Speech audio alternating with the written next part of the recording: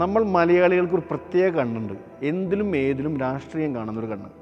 അതുകൊണ്ട് തന്നെ വിഴിഞ്ഞം അന്താരാഷ്ട്ര തുറമുഖ പദ്ധതിയെ നമ്മൾ കാണുന്നത് കേരളത്തിൻ്റെയും രാജ്യത്തിൻ്റെയും വലിയ വികസന പദ്ധതിയായിട്ടല്ല, പകരം ഒരു രാഷ്ട്രീയ കസർത്തായാണ്. എന്നാൽ അത് നമ്മുടെ മാത്രം കുറ്റമാണ്, അങ്ങനെ പറയാൻ സാധിക്കില്ല. വിഴിഞ്ഞത്തിൻ്റെ പോസിറ്റീവ് സൈഡ് നമ്മൾക്ക് ആരെങ്കിലും പറഞ്ഞു തന്നിട്ടുണ്ടോ? അതല്ലെങ്കിൽ വിഴിഞ്ഞം വരുന്നത് മൂലം കേരളത്തിനുണ്ടാകാൻ പോകുന്ന വലിയൊരു പുരോഗമനത്തെക്കുറിച്ച് ആരെങ്കിലും പറഞ്ഞു തന്നിട്ടുണ്ടോ? പ്രത്യേകിച്ച് നമ്മൾ വാർത്തകൾ അറിയാൻ വേണ്ടി ശ്രമിക്കുന്ന, അല്ലെങ്കിൽ വാർത്തകൾ അറിയാൻ വേണ്ടി നമ്മൾ ആശ്രയിക്കുന്ന മാധ്യമങ്ങൾ പോലും വിഴിഞ്ഞം തുറമുഖ പദ്ധതിയെ ഒരു രാഷ്ട്രീയ കസർത്തായിട്ടാണ് നമ്മുടെ മുമ്പിൽ അവതരിപ്പിച്ചിരിക്കുന്നത്. വിഴിഞ്ഞത്തിൻ്റെ സർക്കാരുകളുടെ മുതൽ മുടക്കും നേരിട്ടുള്ള വരുമാനവുമാണ് ഏറ്റവും കൂടുതൽ ചർച്ചകളിൽ നിറഞ്ഞു നിന്നിരുന്നത്. ആരാണ് പദ്ധതി നടപ്പിലാക്കിയത്? കൂടുതൽ തുക ചെലവഴിച്ചത് ഏത് സർക്കാരാണ്? അദാനി ഗ്രൂപ്പിന് ലാഭം എത്രയാണ്? ഉദ്ഘാടന ശേഷവും ചർച്ചകൾ ഈ വഴിക്കൊക്കെ തന്നെയാണ് നീണ്ടുപോയിരുന്നത്. വിഴിഞ്ഞം തുറമുഖം യാഥാർത്ഥ്യമായാൽ സംസ്ഥാനത്തെ ആകമാനമുണ്ടാകുന്ന ഇൻഫ്രാസ്ട്രക്ചർ ഡെവലപ്മെൻറ്റിനെ കുറിച്ച് നമ്മളത്ര ബോധവാന്മാരല്ല, നമ്മളെ ആരും ബോധവാന്മാരാക്കിയിട്ടുമില്ല. സർക്കാർ പദ്ധതിയുടെ ഭാഗമായി തന്നെ ഒട്ടേറെ ഇൻഫ്രാസ്ട്രക്ചർ ഡെവലപ്മെൻറ്റ് ഉണ്ടാകുന്നുണ്ട്. അനുബന്ധ വ്യവസായങ്ങൾക്ക്, കച്ചവട കേന്ദ്രങ്ങൾക്കുമെല്ലാം വിശാലമായ ഭാവിയാണ് കാത്തിരിക്കുന്നത്. അതിനെ മെച്ചപ്പെടുത്താൻ സാധിക്കണം എന്ന് മാത്രം. വലിയ റിയൽ എസ്റ്റേറ്റ് ബൂമാണ് വിഴിഞ്ഞവുമായി ബന്ധപ്പെട്ട് ഉണ്ടാവുക. 4 ഘട്ടങ്ങളിലായുള്ള തുറമുഖ പദ്ധതിക്കായി 18,000 കോടി ചെലവഴിക്കേണ്ടി വരുമെന്നാണ് കണക്കാക്കുന്നത്. ഇതിൽ ആദ്യ ഘട്ടമാണ് ഇപ്പോൾ പൂർത്തിയായത്. ഇതിന് 8,867 കോടി സംസ്ഥാന സർക്കാരും 2,454 കോടി അദാനി ഗ്രൂപ്പും, കേന്ദ്രവിഹിതമായി 817 കോടി വയബിലിറ്റി ഗ്യാപ്പ് ഫണ്ടും 795 കോടി മൂലധന നിക്ഷേപ വായ്പയുമായാണ് ഉള്ളത്.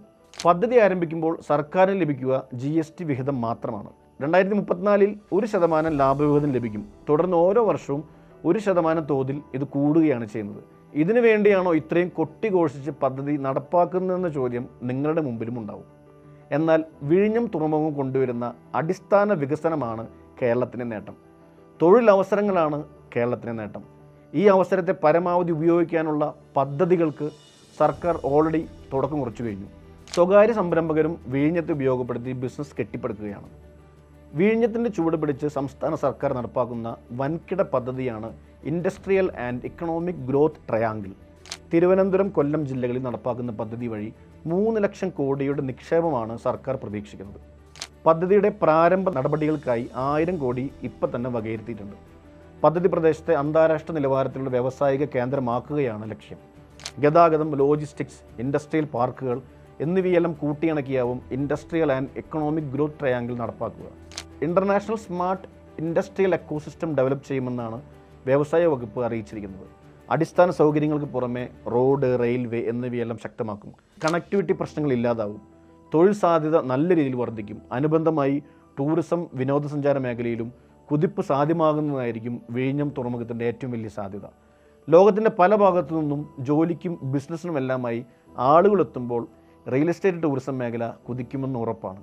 എപ്പോഴും അടിസ്ഥാന സൗകര്യ വികസനവും റോഡ്, റെയിൽ കണക്ടിവിറ്റി പ്രശ്നങ്ങളുമാണല്ലോ വിനോദസഞ്ചാര മേഖലയ്ക്ക് തിരിച്ചടി നൽകുന്നത്.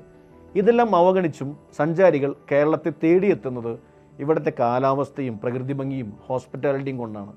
ഇതിനെ പരമാവധി ഉപയോഗിക്കുകയും മെച്ചപ്പെടുത്തുകയും ചെയ്താൽ വിഴിഞ്ഞത്തിൻ്റെ ചുവട് പിടിച്ച് കേരളത്തിലാകെ വികസനത്തിൻ്റെ വെളിച്ചമെത്തുമെന്ന കാര്യത്തിൽ സംശയം വേണ്ട.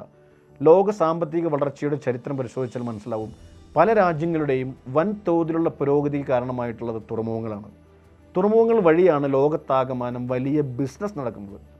ചൈനയിലെ ഷെൻഷൻ തുറമുഖം പോലെ ഒരു തുറമുഖത്തിനപ്പുറം വളരാനും സൗത്ത് ഇന്ത്യയുടെ മൊത്തം വികസനത്തിന് കാരണമാകാനും വിഴിഞ്ഞത്തിന് സാധിക്കും. കൊളംബോ, ജബൽ അലി, ദുബായ്, സിംഗപ്പൂർ തുറമുഖങ്ങളെ മറികടന്ന് മുന്നേറാൻ പാരിസ്ഥിതിക കാരണങ്ങൾ കൊണ്ട് തന്നെ വിഴിഞ്ഞത്തിന് സാധിക്കും. വല്ലാർപാടം പോലൊരു പ്രൊജക്റ്റ് ആവില്ലേ എന്ന് അടക്കം പറയുന്നവരും ഈ കൂട്ടത്തിലുണ്ട്. എന്നാൽ വല്ലാർപാടവുമായി യാതൊരു താരതമ്യത്തിനും ഇടയില്ലാത്ത വിധം യുണീക്കാണ് വിഴിഞ്ഞം തുറമുഖം. ഡ്രഡ്ജിങ് പോലും ആവശ്യമില്ലാത്ത വെരി നാച്ചുറൽ പോർട്ട്. ഇത് ലോകത്തിൽ തന്നെ വൺ ഓഫ് ദി നോട്ടഡ് പോർട്ടാവും എന്നതിൽ യാതൊരു സംശയവുമില്ല. ഈ തുറമുഖത്തിലെത്തുന്ന ചരക്കുകൾ രാജ്യത്തിൻ്റെ വിവിധ ഭാഗങ്ങളിലേക്ക് അതിവേഗം നീക്കം ചെയ്യുന്നതിനാണ് നമ്മുടെ NH-66 പോലും ഇത്രയും അതിവേഗത്തിൽ പൂർത്തിയാവുന്നത്. ഉൽപ്പാദന സംസ്ഥാനം അല്ലെങ്കിൽ കൂടി ഒരു ഫെസിലിറ്റേറ്റർ ആവുന്നതിലൂടെ കേരളം എന്ന കൊച്ചു സംസ്ഥാനം വിഴിഞ്ഞം തുറമുഖം ഓണാവുന്നതോടുകൂടി മറ്റൊരു വികസന മുഖം തുറക്കുകയാണ്. ഓപ്പർച്യൂണിറ്റികൾ കൂടുകയാണ്. വിഴിഞ്ഞം തുറമുഖം ടൂറിസം രംഗത്ത് വലിയ കുതിച്ചാട്ടം ഉണ്ടാക്കുമെന്ന കാര്യത്തിൽ ആർക്കും സംശയമുണ്ടാവില്ല. ക്രൂസ് ടൂറിസത്തിന് പ്രാധാന്യം കൊടുത്ത് വിഴിഞ്ഞത്തിൻ്റെ സാധ്യത ഉപയോഗപ്പെടുത്തുമെന്നുള്ള മന്ത്രി മുഹമ്മദ് റിയാസിൻ്റെ വാക്കുകൾ പ്രതീക്ഷയർപ്പിക്കാവുന്നതായിട്ടാണ് എനിക്ക് തോന്നുന്നത്. കോവളം ഉൾപ്പെടെയുള്ള കേരളത്തിൻ്റെ ടൂറിസ്റ്റ് സെൻറ്ററുകൾ വലിയ മുന്നേറ്റം ഉണ്ടാക്കുമെന്നാണ് കരുതുന്നത്. വാണിജ്യമാണ് പ്രധാന ലക്ഷ്യമെങ്കിലും കേരളത്തിൻ്റെ ടൂറിസം സാധ്യതകൾ കൂടി വിഴിഞ്ഞം തുറന്നിടും. ഇന്ത്യയിൽ വലിയ തോതിൽ നടപ്പാക്കാത്ത ക്രൂസ് ടൂറിസത്തിനായുള്ള സാധ്യത 2027 വിഴിഞ്ഞത്ത് ആരംഭിക്കും. ടൂറിസ്റ്റ് കപ്പലുകൾക്കായുള്ള എക്സ്ക്ലൂസീവ് ക്രൂസ് ടെർമിനലുകൾ 2027 പൂർത്തിയാകുമെന്നുമാണ് പ്രതീക്ഷിക്കുന്നത്. ഇത് രണ്ടാം ഘട്ടത്തിലാണ് ഉൾപ്പെടുത്തിയിരിക്കുന്നത്. ചരക്ക് കപ്പലുകളിൽ എത്തുന്ന ജീവനക്കാർക്കായി ടൂറിസം സംവിധാനങ്ങൾ ഒരുക്കേണ്ടതുണ്ട്. ജലപാത പോലുള്ള പദ്ധതികളും നാഷണൽ ഹൈവേ വികസനവും എല്ലാം പൂർത്തിയാവുന്നതോടുകൂടി വിഴിഞ്ഞത്തിൻ്റെ പൊട്ടൻഷ്യൽ കേരളത്തിനാകെ നമുക്ക് ഉപയോഗിക്കാൻ സാധിക്കും.